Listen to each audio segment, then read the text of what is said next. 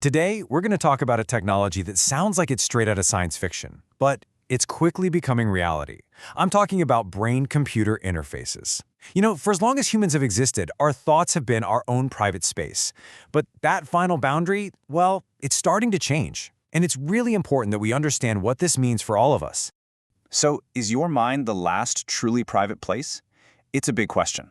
Our goal here today is really simple. We just want to help you stay aware of this new technology, stay calm as it develops, and feel safe as it becomes more part of our world. This isn't about causing fear. It's all about building knowledge together.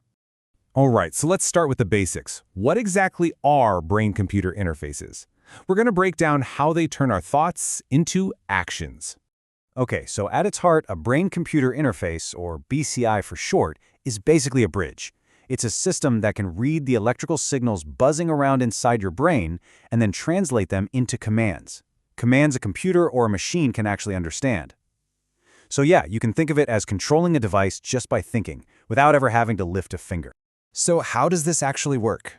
Well, it's pretty fascinating, and we can break it down into 3 simple steps. First, your brain is always producing these tiny electrical signals. That's just your neurons communicating with each other. Step 2, BCI sensors, these can be something you wear, like a headband, or something implanted, record those signals. And finally, step 3, some really smart algorithms look at the patterns in those signals and translate them into a command, like, say, moving a cursor on a computer screen. Now, there's no doubt this technology is incredible, but it also brings up a completely new kind of privacy problem. And that's because brain data is just, well, it's fundamentally different from any other data out there. Let's put this into perspective.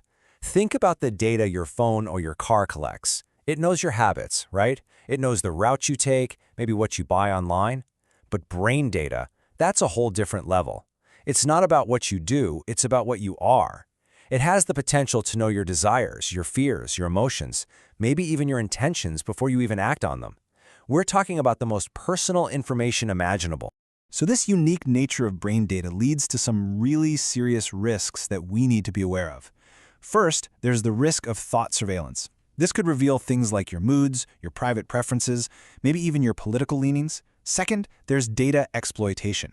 Imagine your brainwave data being sold to advertisers or other groups. And third, manipulation. The idea that someone could use data about your mental state to try and influence your thoughts or actions. And this really hits on the core of the issue. Your brain isn't just another device spitting out data. It's not like your phone or your watch. It's you. It's the source of your identity. So when we talk about protecting brain data, we're really talking about protecting the very idea of ourself. Okay, so this isn't some far-off future stuff. BCI technology is already here, being used today. Let's look at a few real-world examples. First up, in medicine. You've probably heard of a company called Neuralink. They're doing human trials right now with implants that help patients with paralysis control things like computers just with their thoughts. I mean, this is an absolutely life-changing breakthrough. At the same time, it's also creating one of the first large-scale collections of human brain data. It's not just medical companies either. Big tech is definitely interested. Facebook, now Meta, explored a project for a while that was all about typing directly from your brain signals. Now, they've since paused that work, but it really shows you that major corporations see a lot of potential in these kinds of mind interfaces. And a third example comes from the world of education. In China, there have been some trials where students wore headbands to track their attention levels using brainwaves. As you can imagine, this raised a lot of important questions and privacy concerns, especially when it comes to children. So, seeing all this, the big question is, what can we do to protect ourselves? The goal isn't to stop technology, but to make sure we're moving forward in a safe and responsible way. So let's talk about some practical steps we can all take for awareness and safety. All right, here are 5 key steps for mental privacy. Step 1, demand transparency.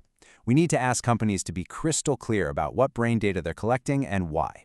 Step 2, insist on consent first. No brain data should be stored or shared without your explicit permission. Step 3, limit your usage. If you happen to use a wearable device that reads brainwaves, just be mindful. Turn it off when you're not actively using it. Step 4 is about pushing for what some are calling neuro rights. These would be new laws designed specifically to protect our mental privacy. And finally, step 5, just stay informed. Keep learning about the technology and the safeguards being put in place. And really, this all comes back to a core principle we talk about a lot here: With any new technology, especially this one, you should always stop, think, and verify. Don't just jump into using a new device or app without really understanding the trade-off, what you're giving in return. And here's a key piece of advice for you. Be really cautious with some of the low-cost gadgets you might see popping up online. Things marketed as mind boosters or focus enhancers. A lot of these products might not have the proper privacy safeguards built in, so just slow down and really look into them before you buy or use one. As we get ready to wrap up, I want to leave you with this thought. The real question here isn't just about what we can do with brain data. The technology is going to keep getting more powerful. The real question is about who should control it, who gets to access this data, who gets to decide how it's used. That's the conversation we all need to be having. The goal today isn't to make you afraid of technology. Not at all. It's simply to encourage you to be informed and cautious as things move forward. Your knowledge is your best tool. Remember, awareness is protection. If you stay alert, you stay safe. Thank you so much for watching. Stay safe, stay aware, and please, think about sharing this information with your family and friends.